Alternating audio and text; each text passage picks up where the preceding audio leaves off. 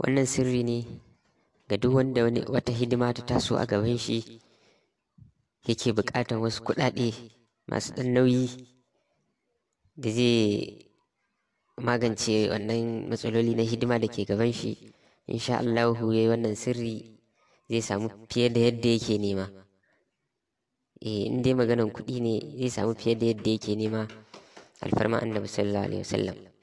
أعوذ بالله من الشيطان الرجيم. بسم الله الرحمن الرحيم. اللهم صل صلاة كاملة وسلم سلاما تاما على سيدنا محمد الذي تنحل به العقد وتنفرج به الكرب وتقضى به الحوائج وتنال به الرغائب وحسن الخواتم ويستسقى الغمام بوجهه الكريم وعلى آله وصحبه في كل لمحة ونفس بعدد كل معلوم لك. صلاة تفتح لنا أبواب الرضا والتيسير وتغلق عنا أبواب الشر والتأثير وتكون لنا بها وليا ونسيرا. أنت ولينا ومولانا فنعم المولى ونعم النصير. يا uwa barkanmu da wannan lokaci, barkanmu da sake haɗuwa a wannan channel namu mai albarka na Ajaibul Asrar. Assalamu alaikum wa rahmatullahi ta'ala barakatuhu.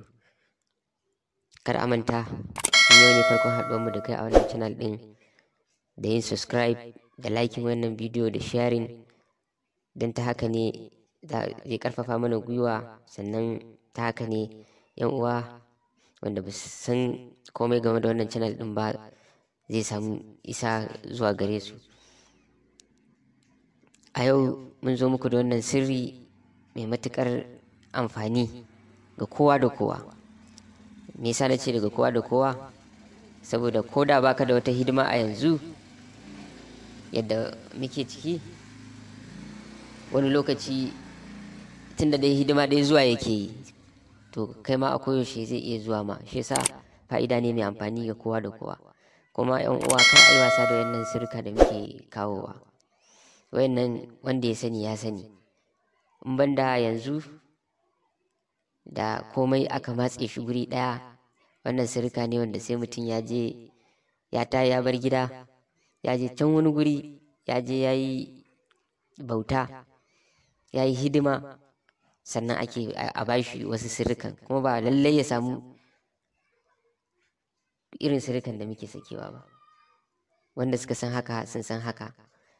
To gaskiya a rike su da mahimmanci. Wannan lokaci ne ya zo wanda ko da ka ɓoye ma, kana tunanin kana da sirri ka ɓoye, to za ka ji shi can a bakin wani an sake shi a kyauta. Shi yasa kuma muka ga ya kamata mu fito da abin da muka sani da abin da muka samu, mu fito da shi ga 'yan uwa don kowa ya amfana.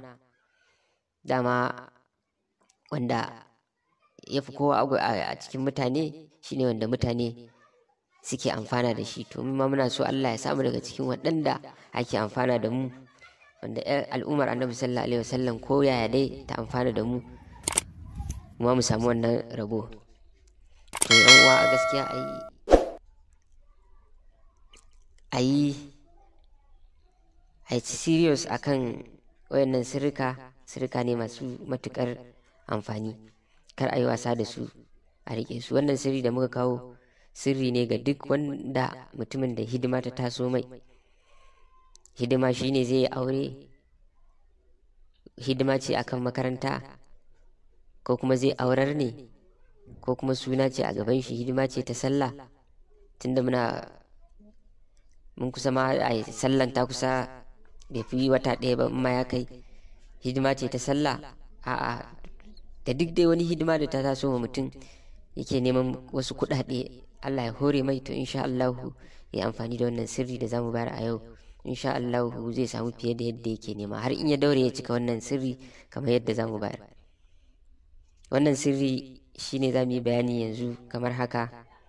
Fatihatul kitab ake karantawa kwana 7. Fatihatul kitab ma'ana bismillahir rahmanir rahim, alhamdulillahi rabbil alamin, arrahmanir rahim, maliki yawmiddin, iyyaka na'budu wa iyyaka nasta'in, ihdinas siratal mustaqim, siratal ladzina an'amta alaihim ghairil maghdubi alaihim waladdallin. Amin. To wasu suna cewa bismillah tana daga cikin ayoyin Fatiha. Wasu barin ma akan sirri wasu suna karfafawa duk wanda zai yi sirri na Fatiha to kowace ya rinka karanta ta da bismillah. Inda hali ma mutum in zai karanta Fatihatul Kitab ya karanta ta wa wasul jami ta in aka koma tajwid, ya haɗa duka ayoyin a haɗe su, ma'ana bismillahir rahmanir rahim alhamdulillahi rabbil alamin arrahmanir rahim maliki yawmiddin iyyaka na'budu wa iyyaka nasta'in ihdinas siratal mustaqim siratal ladzina an'amta alaihim ghairil maghdubi alaihim waladdallin. mutum zai iya ya rinka haɗe ayoyin, kar ya rinka rarrabe su. to wasu sun ce hakan ma in dai suratul Fatiha ne, sirri na suratul Fatiha, to hakan yafi sirri yafi ƙarfi. wanda ba zai iya ba sai yi yadda zai iya. to suratul Fatihatul Kitab ake karantawa bayan mutum ya yi sallan shi yana cikin ɗahara, guri mai tsarki, kaya tsaftatattu da abin shimfiɗa tsaftatacce. bayan ya yi sallan shi raka'a biyu, koyaushe dai mutum magana miftahul amal muna karfafawa ya yi miftahul amal nashi, sai fara karanta Fatiha. ake karantawa 7,777 zuwa kwana 7, amma ana fara karanta Fatiha ne da 77.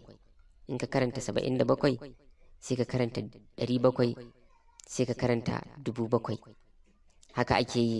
in ka gama sai gobe kuma zuwa kwana 7. insha Allah duk wanda ya daure wannan sirri, duk wanda ya daure ya cika wannan sirri, zai samu fiye da yadda yake nema akan kuɗin da yake nema na hidima da zai yi da ke gaban shi, alfarma annabi sallallahu alaihi wasallam, albarkacin wannan sura mai matukar daraja, suratul Fatihatul Kitab. to mun ba ku wannan sirri saboda annabi sallallahu alaihi wasallam. Allah ya karba addu'o'in mu, Allah ya taimake mu. wa dumtum fi ri'ayatillah, wassalatu wassalamu ala sayyidina Muhammad wa alihi at-tayyibin at-tahirin. Assalamu alaikum wa rahmatullahi ta'ala wa barakatuh.